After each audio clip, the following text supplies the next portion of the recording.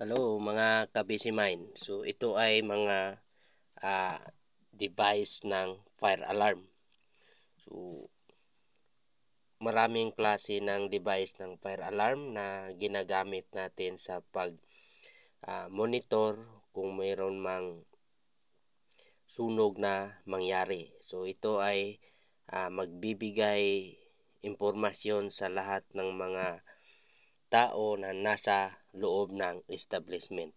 So ang bawat isa nito ay may gamit sa isang establishment. Ito ay smoke detector ito. Kapag may sunog na mangyari, ito ay nag-detect ng usok. Kapag may usok na ang isang establishment, mag-trigger yung electronic dito sa ilalim. So mag-alarm ang panel. So iilaw ito ng pula. So mag-reflect doon sa panel na may sunog na nangyari dyan sa isang establishment. So para malaman natin na may sunog na mangyari, dapat meron tayong sounder para kapag nag-alarm yung panel, tutunog yung sounder. Ito naman ay isang MCP or manual call point. Ginagamit ito kapag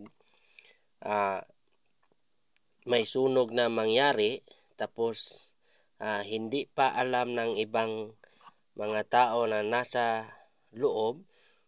Kung nakakita kayo sa isang establishment nito, lapitan natin yan at i-post yan para ma-alarm lahat yung mga tao.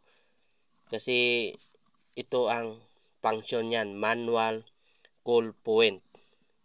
So kapag pinupost natin ito, ibig sabihin yan, naka-active alarm na yan.